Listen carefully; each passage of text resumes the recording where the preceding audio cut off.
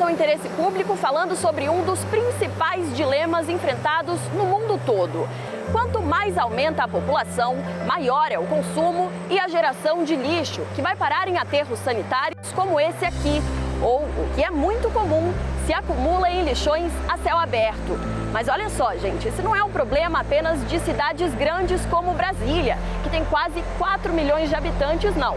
Pequenos municípios também sofrem quando o assunto é esse. Quer ver só um exemplo? Em uma cidade pequena no estado da Paraíba, os moradores sofrem por causa do acúmulo de lixo. Vamos conhecer essa história. O município de Marcação, na Paraíba, que fica a apenas 80 quilômetros da capital, João Pessoa, é uma cidade pequena, com menos de 9 mil habitantes, mas que convive com um problema bem antigo, o lixão da cidade. Sem tratamento adequado, o lixo vai se acumulando e mudando a paisagem da região. Nos lixões, os resíduos são depositados em aterros a céu aberto, sem nenhum controle ambiental ou tratamento. Para mudar esta situação, 68 cidades paraibanas assinaram um termo de ajustamento de conduta com o Ministério Público Federal.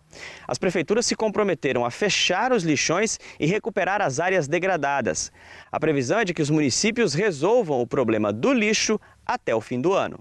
No passado, quando do ajuizamento de ações contra esses municípios, focou-se muito numa única solução, que seria a obrigação de o município construir ele próprio um aterro sanitário para a destinação dos seus resíduos.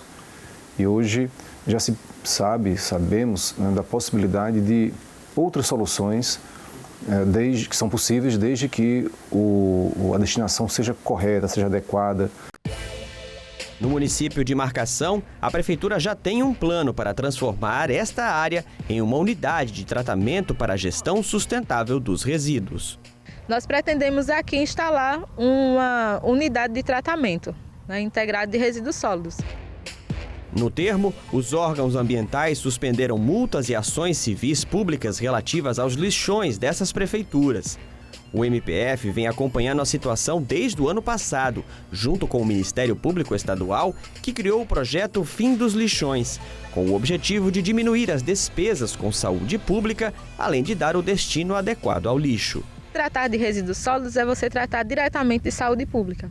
E nós sabemos dos danos que a presença do lixo aqui causa, principalmente para aqueles que estão trabalhando de uma forma mais direta, que são os nossos catadores, né? O município de Dona Inês, no Brejo Paraibano, que é conhecido por ser o maior exportador de rochas magmáticas do Nordeste, ainda tem um lixão nas proximidades dessa região de exploração. Mas olhando de cima, é possível perceber sinais de que este problema está chegando ao fim. Segundo a prefeitura, 2 anos atrás, o lixão ocupava uma área 5 vezes maior. Após ele licitado, será retomada as obras e finalizada, e onde esse lixão que vocês estão vendo aqui, ele vai passar a não existir mais. Ao redor da área que vai deixando de ser um depósito de lixo a céu aberto, é possível ver a transformação através das construções de casas. Gerson, que mora bem próximo, diz que, aos poucos, a vida vai ficando melhor com a redução do lixo. Eu sempre morei aqui nessa região, perto do lixão. E agora tá ficando bom, né? E melhor ainda quando tirar o lixão lá pra cima.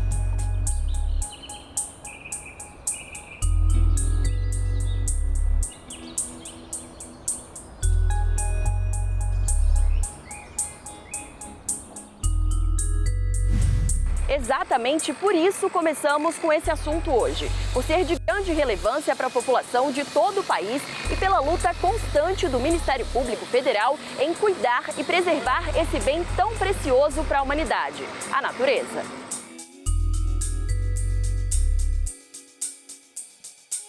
Ah, o mar!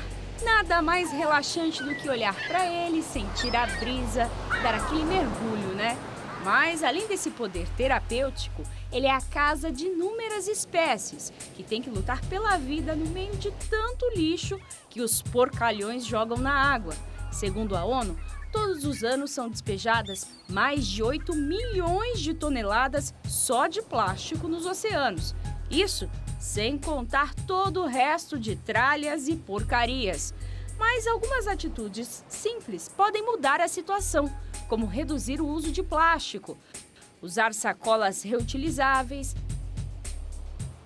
priorizar as garrafas de vidro, substituir potes de plástico por recipientes de vidro, evitar o uso do plástico filme, entre outras. Quer mais dicas espertas como essa? Acesse nossas redes sociais.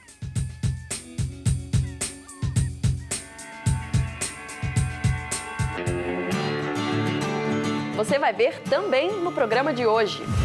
Barragem de Pericumã, no interior do Maranhão, vai passar por reparação. Campanha contra o tráfico de pessoas. O pesadelo de quem acredita em falsas promessas de uma vida melhor e cai na armadilha de traficantes. Em Minas Gerais, o MPF faz recomendação para que prefeituras concluam obras em escolas e creches do estado. E a última reportagem da série sobre a fiscalização preventiva integrada do São Francisco. Vamos conhecer um pouco mais sobre a piscicultura. Fique comigo, o Interesse Público está só começando.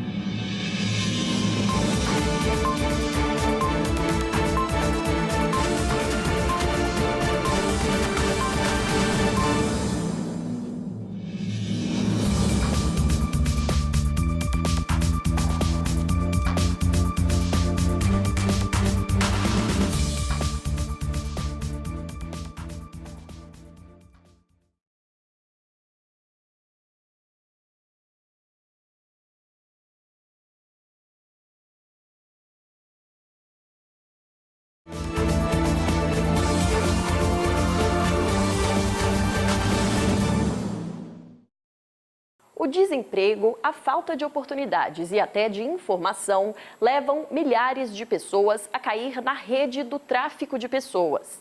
Para você ter uma ideia, o mais recente relatório global divulgado pela Organização das Nações Unidas mostra que em 2016, 25 mil pessoas foram traficadas em todo o mundo, principalmente para exploração sexual e o trabalho forçado. Ter uma vida melhor fora do país com vantagens financeiras. Valéria conhece bem como surgem essas propostas.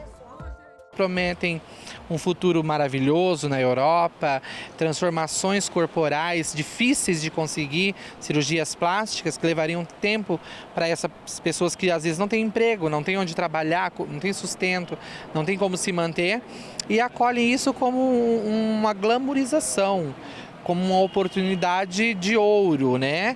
Mas a oportunidade de ouro, na maioria das vezes, vira um pesadelo. Valéria coordena uma ONG que ajuda a população LGBT. Ela acompanhou 2 operações da Polícia Federal no resgate às vítimas do tráfico de pessoas. Com o apoio do Ministério Público e do Ministério Público do Trabalho, algumas vítimas já foram resgatadas e trazidas de volta ao seu país e já direcionadas aos estados de origem. Travestis, mulheres e crianças estão entre as principais vítimas do tráfico de pessoas. Um crime que, segundo a ONU, movimenta cerca de 32 bilhões de dólares por ano. 85% desse valor vem da exploração sexual. Para chamar atenção sobre o assunto, adesivos, folhetos com coração azul foram distribuídos pelo Tribunal e pelos fóruns de São Paulo. A iniciativa faz parte de uma campanha nacional contra o tráfico de pessoas. Juízes, procuradores e especialistas participaram do encontro. O tema tráfico de pessoas ainda é um tema que não se discute abertamente. Há tráfico de pessoas no Brasil. O Brasil é tanto exportador de pessoas como importador e isso é muito pouco conhecido e é muito pouco discutido. De acordo com o Ministério Público Federal, existem 46 inquéritos policiais e 20 processos em andamento. Mas os números não refletem a realidade.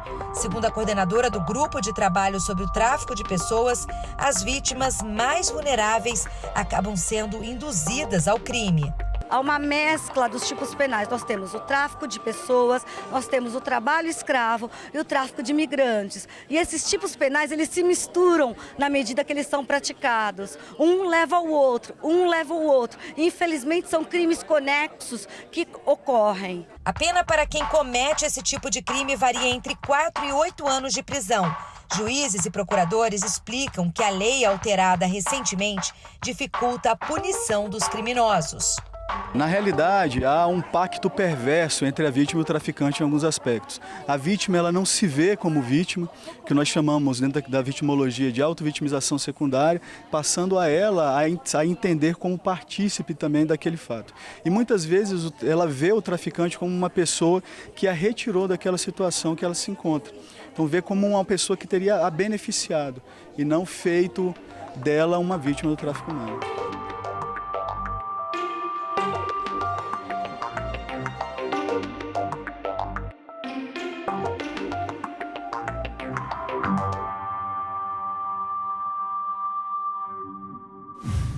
No interior do Maranhão, moradores sofrem com os prejuízos causados pela falta de manutenção de uma barragem que fica no rio Pericumã. A situação por lá é tão séria que no início desse ano, um cabo de aço que deveria vedar as comportas da barragem se rompeu e inundou as casas de centenas de comunidades ribeirinhas. Olha só. A 40 minutos de lancha do centro de Pinheiro, cidade com quase 80 mil habitantes no interior do Maranhão, está a barragem do rio Pericumã. Abandonada, a estrutura de ferro está corroída pelo tempo, comprometida pela falta de manutenção. Na barragem, nada funciona como deveria. Todo o sistema de vedação das comportas, responsável por impedir o vazamento da água doce para a salgada, está danificado. A última enchente no começo do ano deixou um rastro de destruição. A ruptura da única comporta em funcionamento no mês de fevereiro causou severos prejuízos. De acordo com o Ministério Público Federal, além de danos ao ecossistema, mais de 300 famílias, assim como mais de 20 comunidades ribeirinhas locais, tiveram suas casas inundadas, tendo que abandoná-las logo após o cabo de aço de elevação da comporta ter rompido. Invadiu, entrou até dentro da varanda, ficou tudo cheio. Não tinha nem onde as criações da gente ficar, tudo trepado, que senão... Até nós já estávamos querendo sair fora. Foi o que aconteceu com a família de Dona Benedita. A casa ficou alagada, a filha pequena adoeceu. E não deu para a gente ficar, nós fomos para o interior, até a água baixar mais, para nós tornar a voltar, que a minha menina ficou doente, ficou com febre, diarreia. A barragem do rio Pericumã foi inaugurada em 1982 para impedir também que a cidade de Pinheiro fosse inundada. Atualmente, a administração é do DENOX, Departamento Nacional de Obras contra a Seca, com sede em Fortaleza. O risco é constante, não existe sistema de alerta, sinalização de segurança ou equipamentos para monitorar os níveis pluviométricos e fluviométricos. Todos esses problemas foram constatados pelo MPF, que conseguiu na Justiça providências urgentes de reparação da barragem. O DENOX terá um prazo de 90 dias para realizar a manutenção corretiva da barragem do rio Pericumã. Essa manutenção corretiva, ela demandará sobretudo a intervenção nas comportas do equipamento. Os riscos com a falta de preservação da barragem afetam diretamente o rio Pericumã, que abastece a cidade de Pinheiro inteira e garante o pescado para a sobrevivência de milhares de famílias de vários municípios da região. Seu Totozinho é vice-presidente da Associação de Pescadores da cidade. Ele conta que recorreu ao Ministério Público Federal como forma de pedir socorro. A nossa questão que fomos no Ministério Público, quando fomos, não foi denunciar nenhum órgão, nenhum municipal, nenhum estadual e nenhum federal. Pediu socorro, que é o único que pode, no qual pedir socorro, que é uma dor, a dor pinheirense. Isto aqui, se você olhar, Pinheiro é 40 e tantas comunidades ribeirinhas que dependem desse rio para tudo. Pretende-se obter ainda a apresentação e a implementação de um plano de segurança de barragens, para que sejam adotadas rotinas de precaução com relação a novos acidentes, e também o Ministério Público Federal pleiteia a reparação dos danos que foram causados aos moradores da região.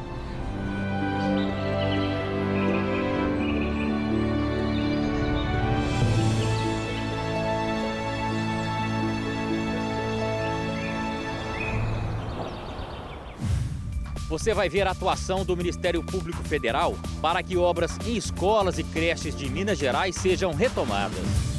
A fiscalização preventiva integrada do São Francisco, em Pernambuco, analisou tanques de criação de tilápia em um trecho do rio no município de Jatobá.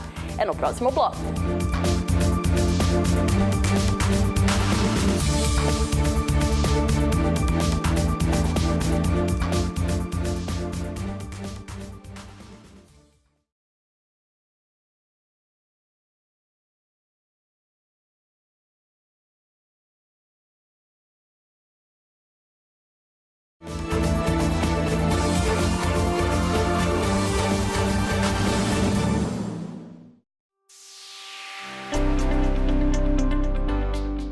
Está na hora de você ficar por dentro do que é notícia no Ministério Público Federal. Está no ar o Redação MPF. A defesa dos ex-senadores Romero Jucá e Valdir Raupp pediram que os processos em que eles são acusados de corrupção por lavagem de dinheiro, por desvios ocorridos da Transpetro, subsidiária da Petrobras, sejam julgados no Distrito Federal e em Roraima, onde os crimes teriam ocorrido. Mas a Procuradora-Geral da República, Raquel Dodge, é contra a decisão. Para ela, os processos devem ser analisados pela Justiça Federal do Paraná, responsável pelas investigações da Lava Jato, como foi determinado pelo ministro Edson Fachin. E o tema da reunião do Observatório Nacional sobre Questões Ambientais, Econômicas e Sociais em Brasília foi sobre o mapa da violência. A Procuradora-Geral da República, Raquel Dodge, o presidente do STF, ministro Dias Toffoli, e o ministro da Justiça e Segurança Pública, Sérgio Moro, participaram do encontro. Durante o evento, foi decidido que a segurança pública será mais um tema acompanhado permanentemente pelo Observatório, que foi criado em janeiro desse ano para apoiar e fortalecer as ações do Judiciário e do MPF, resultado de uma parceria entre o Conselho Nacional de Justiça e o Conselho Nacional do Ministério Público. O grupo de trabalho do Ministério Público Federal, que acompanha o caso Pinheiro, em Alagoas, entrou com uma ação na Justiça contra a Braskem. O MPF quer que a empresa reserve 20 bilhões de reais para reparar os danos socioambientais causados aos bairros Pinheiro, Mutange e Bebedouro, provocados pela extração de salgema feita pela mineradora. E agora quem traz mais informações pra gente é a Carla. Oi, Carla, o que você conta hoje? Tudo bem, Roberta? Bem-vinda novamente. O MPF recomenda que o Ministério das Relações Exteriores simplifique a obtenção de visto humanitário por haitianos na Embaixada Brasileira em Porto Príncipe, no Haiti. O Brasil é um dos principais destinos dos haitianos desde 2010. Entre as medidas recomendadas está a realização de uma auditoria no agendamento para obter o visto e, assim, coibir a cobrança de valores indevidos e garantir o respeito à ordem dos atendimentos. É isso, Roberta. Muito obrigada, Carla. Mais informações como essa vocês conferem lá no nosso portal. Redação MPF fica por aqui, mas semana que vem tem mais.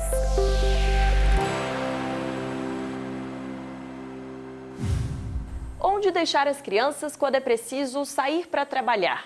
Essa é uma preocupação constante na vida de pais e mães, principalmente para quem depende de creches públicas que raramente têm vagas. Agora, pior ainda é quando as obras de reforma e construção das creches ficam paradas ou atrasam. É o que está acontecendo lá em Minas Gerais. Aí fica mesmo muito difícil de entender. Com o netinho Pedro no colo, a dona Maria do Carmo lamenta a demora na entrega de uma creche em Itaúna, na região central de Minas. As obras da creche do bairro Santa Edviges, que tiveram início em 2012, até hoje não foram concluídas. Dá para entender, não. Só sei que se ela tivesse pronta, é muita gente que queria beneficiar dela, né? Muita criança, muita gente. Crianças, tem muitas crianças aí precisando. A obra de outra creche na cidade também começou em 2012 e está pela metade. Cada uma delas tem capacidade para atender até 120 crianças. A construção de escolas e creches faz parte de um programa do Ministério da Educação, o Pró Infância. Criado em 2007 para garantir o acesso das crianças ao ensino, 6 bilhões foram transferidos para estados e municípios, mas nem metade das quase 9 mil obras previstas foram concluídas. Por causa disso, o Ministério Público Federal emitiu uma recomendação para que prefeituras e secretarias de educação de 10 cidades de Minas concluam as obras até o dia 31 de dezembro. A justificativa de muitos gestores municipais, além do atraso no repasse dos recursos federais, é que as empresas contratadas abandonam as obras. Às vezes a empresa ela entra e não consegue cumprir o cronograma, né, de execução, então ela abandona a obra ou ela não tem um caixa da empresa mesmo, propriamente dito, e aí ela não consegue executar a obra. A recomendação foi enviada também para a Secretaria Estadual de Educação, gestora de obras em escolas de Divinópolis, Bom Despacho e Itaguara. Em Divinópolis, a obra na quadra de esportes desta escola estadual foi abandonada. Sem a quadra coberta, falta espaço para as atividades de quase 300 crianças. O MPF também recomendou à direção do Fundo Nacional do Desenvolvimento da Educação, gestor do programa, a regularização do repasse dos recursos para estados e prefeituras. Este atraso na conclusão dessas obras causa um enorme impacto na vida das pessoas, não é? Uma escola para uma creche, por exemplo, pode tranquilamente atender 100 crianças, ou seja, são 100 famílias que não são atendidas. Então, para além da questão do patrimônio público, né, do dinheiro que foi enviado e ainda não está gerando utilidade para a população, nós vislumbramos prejuízo concreto à vida das pessoas, né? São crianças cujas vagas não estão disponíveis, são crianças que não estão nas creches, são quadras escolares que ainda não estão funcionando. Então, o atraso nessas obras impacta diretamente na vida das pessoas.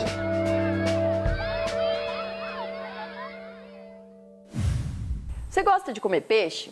Eu adoro. E um peixe comum na mesa dos brasileiros é a tilápia, muito cultivada em tanques de água doce. É a piscicultura, uma atividade simples, mas que precisa de conhecimento técnico. É que sem fiscalização, esse tipo de criação pode prejudicar o meio ambiente. Veja na última reportagem da série sobre a FPI, trabalho que tem a participação do Ministério Público Federal.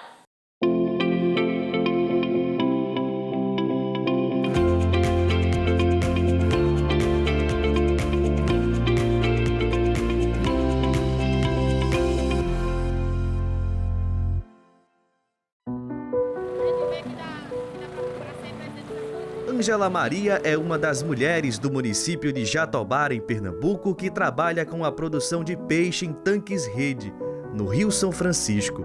Muitos não acreditavam que a mulher era capaz de trabalhar numa piscicultura, no pesado, no trabalho braçal, e a gente mostrou mulher que tem capacidade de fazer.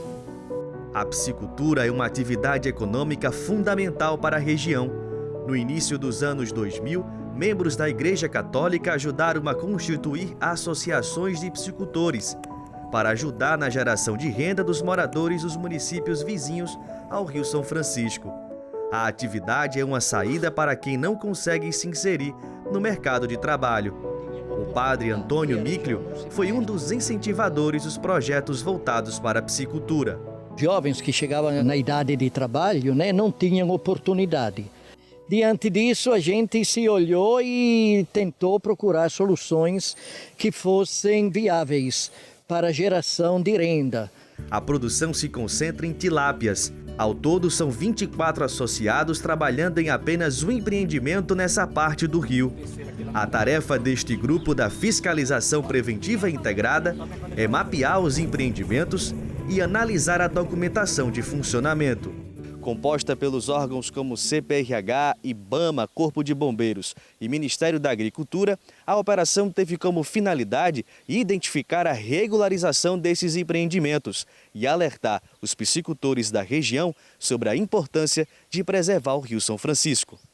A operação analisou mais de 100 locais de tanques-rede no trecho do Rio São Francisco que corta o município de Jatobá.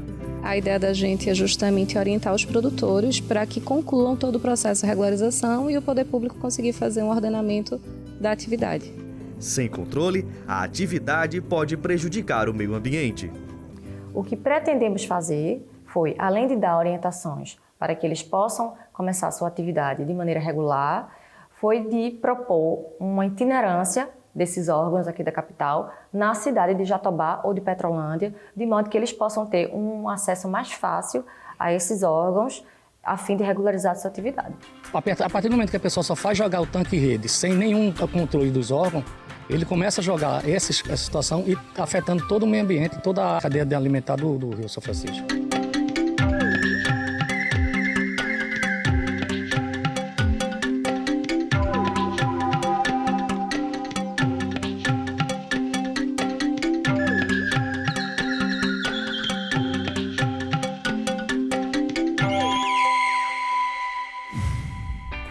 Hoje é isso. Eu deixo vocês com imagens da nossa série sobre a FPI, para a gente não se esquecer de que é melhor prevenir do que remediar, ainda mais quando se fala do meio ambiente. A gente se vê semana que vem. Tchau!